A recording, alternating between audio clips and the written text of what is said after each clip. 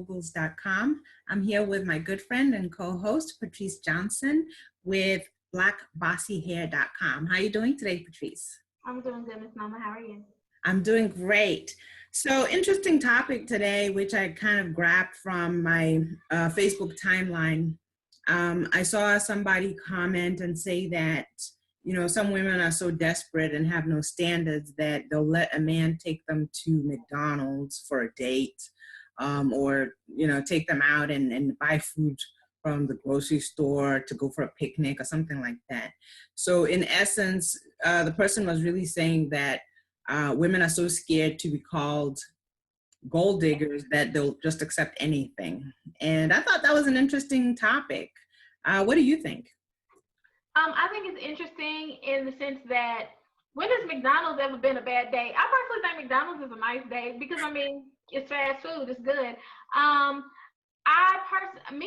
Me and you, we've had this conversation. I don't see anything wrong with worrying about how much a man makes. Also, as long as you are trying to make just as much money, if not more, but money does matter.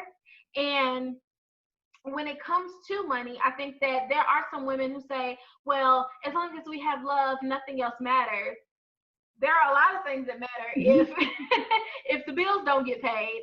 So in a sense, I understand what the woman was saying. However, in another sense, I think that she was being a bit egotistical. Okay. So you're saying that if you met a guy, because you're still single, and by single I don't mean not dating, I mean just not married, right? Mm-hmm. So hypothetically, you meet a guy, he seems nice, and you exchange phone numbers or whatever, and then he eventually says, "Hey, I'd like to take you out." You say, "Sure." He comes, he picks you up, and he drives to McDonald's. Now you're all dressed up, have been excited all day. How would that work exactly?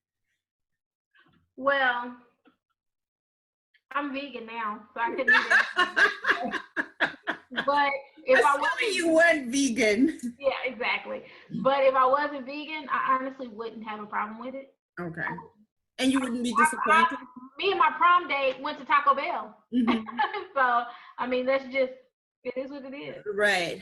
And I think maybe there is something to, where you are in life. You're saying a prom date, so I assume that was high school or after high school, a little bit after high school. So you guys were late teens, no?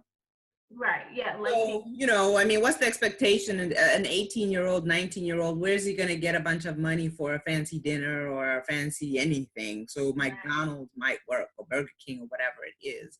Now you're in your 20s, and then, later on in your 30s and 40s, McDonald's might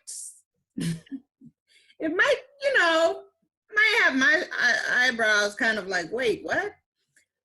But just to stop being funny for a little bit, when I saw that comment on my Facebook feed, my comment was, well, actually, it depends. If McDonald's is all that he can afford, then so be it. And I said, I'd actually rather if a person was not necessarily where they wanted to be in terms of their finances, I would rather they just were honest about it than, bawling and flossing and pretending that they have a lot of money when they don't. But I think that needs to be quantified in the sense that if you're, again, 17, 18, 19, whatever, maybe you have a little job or whatever, but you likely still live at home with mom and you're not responsible for anything. So the expectation that you would take some woman or some girl somewhere fancy is not realistic. Now into your 20s, we could probably still say that. But I think at a later stage in life, that's going to be questionable in the sense that, first of all, McDonald's is not really the environment to sit down and get to know somebody. There's a lot of people going in and out. Even the decor is created such that it's a quick place. It's bright red, it's bright yellow. It's not supposed to make you feel comfortable and sit there for a long time. A lot of people don't know that. It's designed to make you go in and out because that is bright and not pleasant. Whereas Starbucks, for instance, is designed, it's more cozy, for instance, because they want you to come in with your laptop, do a little bit of work, do a meeting, and hopefully throughout the day, you'll keep ordering stuff and so on. So McDonald's is not the best place, but I do want to be very, very clear about finances and what it means about a man. So again, I'll go back to the example of a 20-something-year-old guy. I think when you're in the stage of life where you're still picking a partner, you do have to consider the fact that finances are going to matter at some point. And if he's taking you to McDonald's, is he taking you to McDonald's because he doesn't want to spend his money because he's doing something more responsible? Or is he taking you to McDonald's because he has no money at all and has no plan to make any money and he's just a bum? So there are more factors. What do you think? I agree. There could be more factors. But like I said, I mean, for me, it's not a problem. And I don't know, maybe it is age, because I'm okay with going to get some fast food, going to a movie, and then sitting in the car and eating and talking all night. I'm okay with that. If it's somebody that I'm literally just getting to know, that to me, that's the perfect opportunity to get to know that person, is just to sit there and have a conversation, and we can eat burgers while we do that. Usually on dates, I would say, most people say, so what do you want to eat? Mm-hmm. And then that's when most of the time I get the option to pick. If we just pulled up to McDonald's, I would think it was a joke. most guys actually have a tendency to try to impress the girl that they first start dating. Right. So I would think he was trying to be funny. But if we went through the drive-thru, Patrice was gonna get a Big Mac. Okay. And then you said something very important. Why isn't he trying to impress you? Mm-hmm. Would be a thing that you would have to ask yourself, because I believe that, like I said it before, that I don't really believe in dating anymore. I believe in courting. But if you're courting or dating, whatever you're calling it, the idea is to show that person that if they were in your life in a more long-term situation, this is how I would treat you. These are the things you'd be exposed to. This is how I would feel, and so on and so on. So kind of taking me to McDonald's. But wouldn't that be the most honest way? Because most men start taking you to expensive restaurants, and then as they get comfortable in the relationship, they stop doing all of that stuff. It doesn't have to be like, two extremes. I will say that I think that the first time I went to a restaurant, and I didn't even go to that many restaurants with my husband before we got married, because we were married within 3 months. I think we went to a Friendly's. We just threw on some casual clothes and went to Friendly's, and it wasn't even a dinner, it was a lunch. But I didn't even care that we were at Friendly's per se. I was very serious about what was going to happen with our futures, and so was he. You know what I mean? So the restaurant was just a place to eat. Mm-hmm. He wasn't really trying to necessarily impress me, but he wasn't trying to take me to McDonald's either. Right. Because he understood that might have, not gone over well. However, what I will say about him was that he was making some very good decisions for the future. He had savings. He drove an old busted car, but the truth is he did that because he didn't want to incur debt, because he wanted to start our life together without debt. You understand? So there was a number of factors at play, and that's why I keep saying, it kind of depends. What's going on? What's the bigger picture? Is he just a bum with no money, and maybe that $10 that he took you to McDonald's with, because mom gave it to him, and every time he has to take you out, he's asking his mom? Or is he a person who's just being frugal because he's putting his money somewhere else where it actually matters, and he's thinking about the future? So, there's a lot of things at play there. So that's why I keep saying it depends, And I would think that when you get to know a person and you start talking and you talk about the future and what they're planning and what they're thinking, that will come out. And maybe he will say, do you mind eating at McDonald's because I don't believe in spending too much money because this is what I'm doing? Or will he just smack you in the butt and say, let's go to McDonald's? It's a lot of stuff going on, But I guess the main question that we're trying to answer here is, if you said no to McDonald's, does that automatically make you a gold digger? And also, I want you to answer, what is a gold digger? Because I live that life so frivolously. I think a gold digger is somebody who's just strictly there for the money. They don't look for personality. They don't look for whether you're going to treat them right. They don't look to see whether you love them or not. They just are there strictly for the money. They don't even want to better themselves as far as improving literally the internal part of themselves. They're just more focused on what you can buy them so that they can improve the outside, the external part of themselves. I personally think that gold diggers, they have a life that's just kind of bouncing back and forth from man to man to man to man, who can take care of them the best and who can do the most and how much can you offer, but they're not looking to offer anything. And that's why I say it's a difference between a gold digger and a woman who does care about financial security. I care about financial security so much so to the point that I want my husband, my boyfriend, whoever I date to have a nice amount of money, but I understand that I have to have that too. Mm-hmm. I'm not looking for someone who can just bring everything to the table, and I'm coming to the table with these earrings and this shirt on. You know, so like I have to bring something. So I think that when it comes to gold diggers, they are strictly just looking for whatever they can gain, but they're not trying to give anything. Right. And to me, that makes for every relationship that you have to be unsuccessful, because all you're thinking about is what you can get. But after that person gives so much to you, they're going to want you to get something back. So like what? I said like what? Exactly. So the McDonald's comment, it was interesting because in a sense I understood what she was trying to say, that some women are so afraid of the stigma. Yeah, the tainted stigma that gold diggers have, to the point where they don't ask, what's your credit score? Or, you know, can you pay bills? Will we be able to have a nice house if we got married? Would our children be taken care of? Would we be taken care of after I give birth? Because I'm not going to be able to work after I give birth, right after I give birth.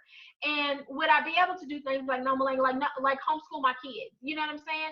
So I think that things like that do matter. And a lot of times girls do miss the bigger picture because they're so afraid of being labeled as a gold digger, that they don't ask the important questions. Right. And those are important questions. Right.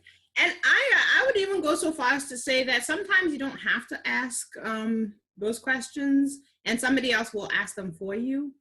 Because, you know, if you have a dad, when he meets a guy, he's going to ask some questions. You know what I mean? I remember a funny thing happened when my husband didn't meet my dad in person for a while, because of course we live in the United States and my parents live overseas. But when we started talking about marriage, I of course said to him that we'd have to have my dad's input on that before we could move forward. So we decided to do it via telephone, again, because my dad's overseas. And we called my dad, and I called my dad and my mom and talked to them beforehand. And then my husband and I, or at the time he wasn't my husband, but then we called my dad together. And, you know, my dad has an accent. So he said, you know, how's your morning? Meaning your morning. And my husband heard, how's your money? Mm-hmm. And he said he was taken aback, like, wow, this guy doesn't mince words. He gets right to the point. I get on the phone and he's asking me, how's my money? Mm-hmm. But then he started to answer the question. You know, well, you know, I think I'm doing all right. You know, I have plans to, you know, whatever. And then my dad kind of heard, and he's like, yeah, but, you know, how's your day? How's your morning? You know, and then he got, oh, my morning's fine. I'm okay, whatever. But it was funny because that question doesn't need to be asked that directly, but it is a consideration. But I want to know, do you give, how much of that money needs to be there? Or do you give some credence to potential? In other words, he has nothing now, but I see in him that that he's working on things 5 years from now, 10 years from now, he will have more, or he could have more. How much of that is a factor? The potential thing is hard. And I say that because I see a lot of guys who have potential, and their girlfriend sees potential in them, but then as soon as that guy gets exactly where he wants to be, he leaves the girl who saw the potential for the girl who only sees what he finally reaps from all of his hard work. Right. So the potential part is difficult for me because I wouldn't want to struggle with you just for you to leave me and live it up with somebody else. But why would you struggle with somebody you're not married to? Hmm? Why would you struggle with somebody you're not married to? The only way I'm struggling with somebody is because we're married. So, you know, I'm saying, like, as far as struggling to try to help him find a career path, I'm not struggling. Yeah. I'm financially secure within my own right because I take very good care of myself. But I mean, I guess if you really like him, you would kind of sit in the trenches with him for a little while. But me, I don't have to deal with it. So I don't. I wouldn't. No, I would not sit in the trenches with anybody.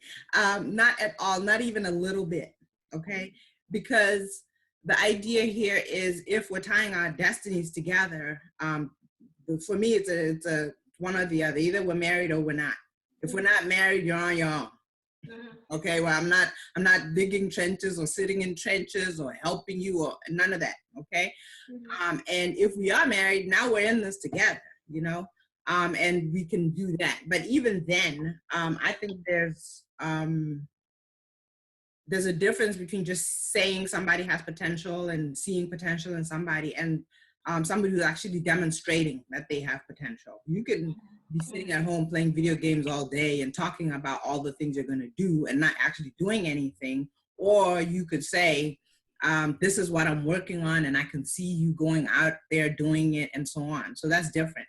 And the same thing applies to me as a woman. You should be looking at me, even if you can't tell what kind of a mother I am because I have no kids. You should be able to see certain things about me. Am I loving? Am I kind? Am I generous? Am I soft when I'm speaking to little kids? Or am I talking about how they're irritating me because they're so noisy? And so there's so many things that you can kind of pull from a person to see what their potential is. Now, that being said, when I was younger, I had very low tolerance for people with bad kids.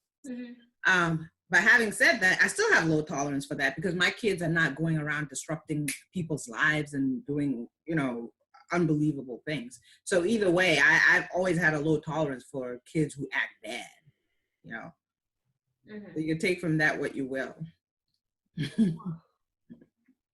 Well, I think potential is one thing, but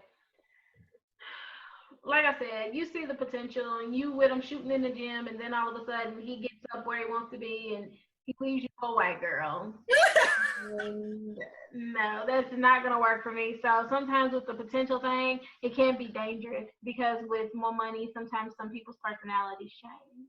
But I do want financial security. I'm not simply just looking for what I can gain. I'm also looking for what I can give. And I'm proud to say at 27 that I'm working on that, and by 30 I'll be just fine because I have been working on it, and I want to be able to give my kids a good life, but I want them to have a father who can give them a good life too. Right, I understand. You don't want the burden of giving your kids a good life to be solely on you. You want somebody who is going a partnership. A partnership, right? And I think that's important. I when I was younger, I really used to think that it really didn't matter whether people had money or not. And I've come to realize that sometimes that's a little bit of a privilege. If you've kind of grown up comfortably and you never really had to kind of struggle with your family and stuff like that, you don't really see the importance of money because not to say you have a whole stack of money, but you were comfortable. You had food to eat, you had a roof over your head, you had clothes, you went to good schools and so on and so on. So money is not a thing that's on the forefront of your mind, but somebody who maybe struggled a lot is thinking a lot about money and thinking, well, you know what, when I have kids and I have a husband and so on, I don't want to struggle the way that I struggled in my family of origin. So maybe that's kind of part of it.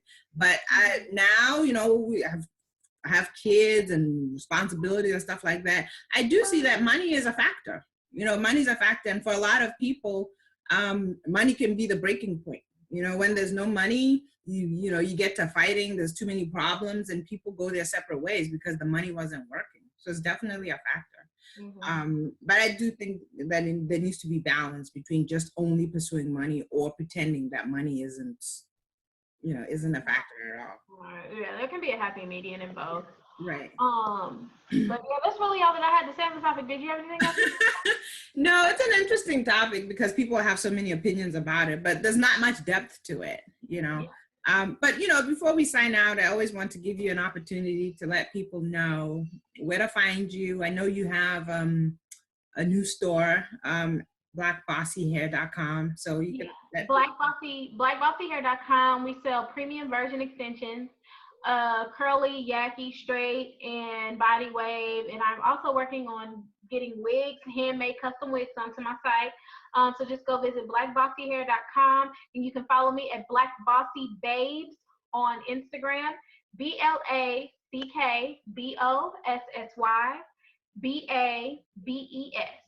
And that's the same name under a Gmail account as well. So you can email me if you have any questions or concerns. Right. I think it's important to also point out, Patrice, that you do a lot of live videos on Facebook, and you have YouTube videos where you do tutorials on how to do makeup and how to do hair. So this is really your lane. So if somebody's looking for, I guess, guidance on how to, I don't know, what do you call it, beautify yourself or enhance yourself, then you're a good person to go to. So it's blackbossyhair.com. And for those of you who want to know where to find me, you can visit themochamoguls.com. That is the home of the No Malanga Show. You can also check out my homeschooling guide course. It's at theblackhomeschoolguide.com. Patrice mentioned that I'm a